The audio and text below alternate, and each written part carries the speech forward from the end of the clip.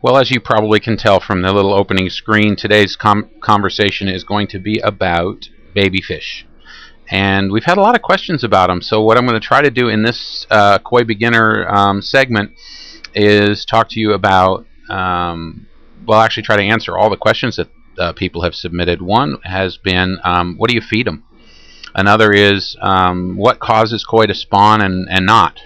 Another one is, what is the life cycle of the koi? Like after the eggs hatch, what happens to them? What's the best way to take care of them? Is there a way to induce spawning? So I want to cover those in beginner terms, and I'm going to go through and cover pretty much most of those points and then some, which is the nice thing about a video presentation, and that is that you can cover a lot of other material in the process of discussing stuff. So only thing is you got to look at my mug the whole time because I don't have any video to support it.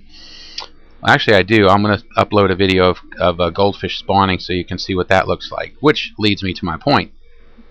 When goldfish and koi spawn, and I mean respectively goldfish with goldfish and koi with koi, although they can mix, resulting in hybrids, when they spawn, it's a rush. The female gets rushed by the male, so it looks like she's being chased around the pond. People say, "Oh, my koi are fighting," but in actuality, if they're spawning, the female's being raced by the males. There usually be two or three of them, chasing the female.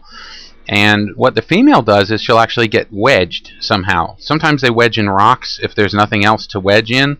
Sometimes they'll wedge behind the skimmer. If you don't have any plant or any other material in the pond, sometimes they can't wedge and they'll egg bind or not even reproduce at all. So best results are with plants or aquamats. Aquamats are fake kind of plants for ponds, which are cool. But the female then she'll rush into a plant and it'll kind of get her stuck.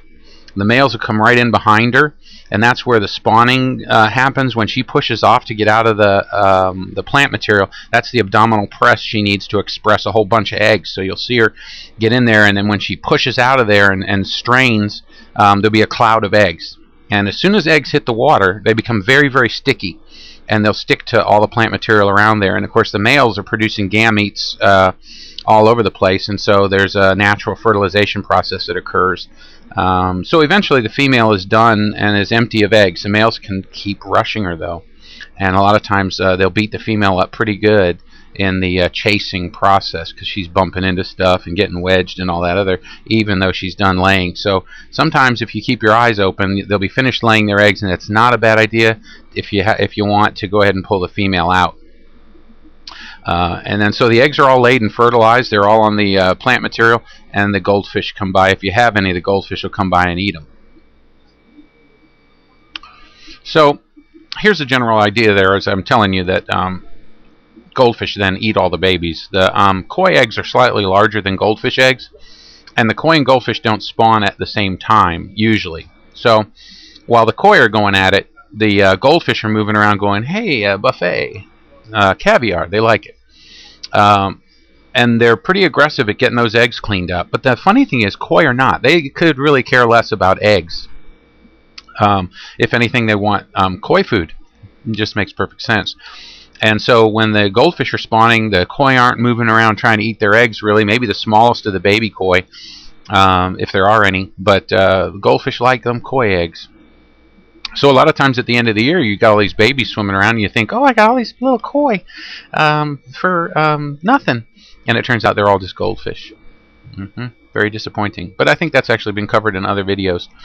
So what about these eggs? What happens with them? Koi and goldfish eggs behave basically the same way. After the eggs are laid, the eggs are stuck on all the plant material and everything, and then they hatch. Usually within 72 hours, usually less, depending on temperature.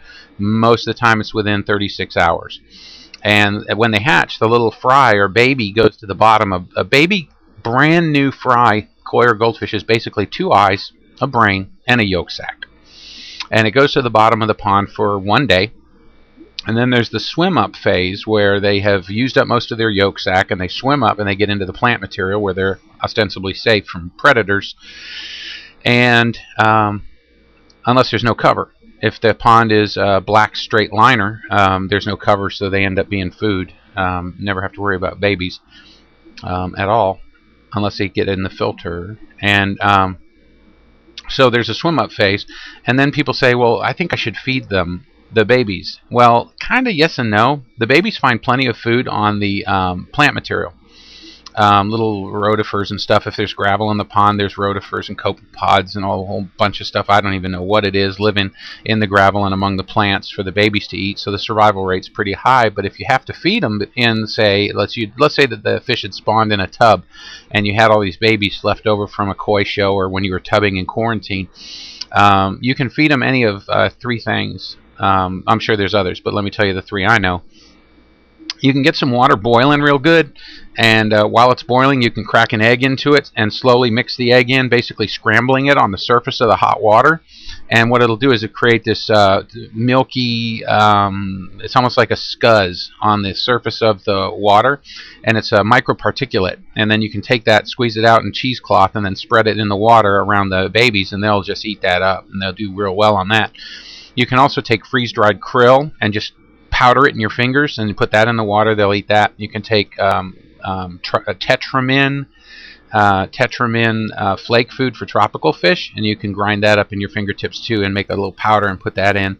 That's pretty good. And finally, you can take koi food, just a high protein, good quality, color enhancing koi food, put it in a blender, blend that up with some water and use that. But you got to be careful about overfeeding and polluting the water that they're in, because baby fish, fry, will not tolerate ammonia at all. So water quality has to be about perfect for fry, little fish. But this segment, I want to talk to you a little bit about cannibalism in baby fish. They'll do that. It's kind of gross.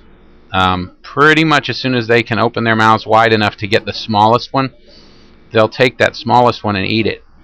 Well, then of course with that additional food on top of what you're given, that fish that eats another one, it gets correspondingly bigger, and it snowballs, and eventually what you'll find is what they call koi cannibals, and those are the top 7 fish that are just really quite large compared to everybody else. And the problem is that the beautiful fish, the chotsuris and the hiatsuris and kiatsuris and the all the gosanki classes, they grow a tad slower than everybody else, so they're the smaller fry.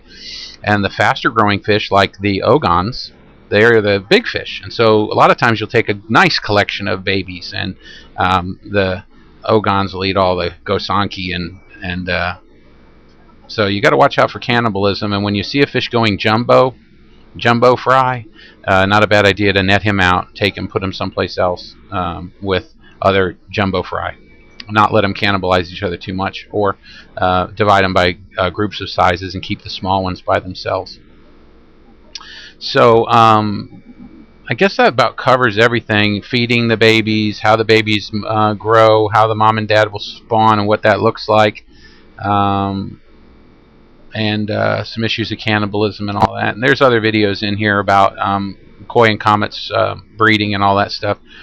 So I think we pretty much covered baby fish. And if you have any questions, you can subscribe to the Koivet mailing list, and that will provide you with a roundabout way of getting questions asked, because then you can put comments on the Koi Beginner website, comments on the comments section of the YouTube videos. So that's all for this, and I appreciate your time, and next time hopefully we'll cover something equally interesting and informative. Thanks a lot.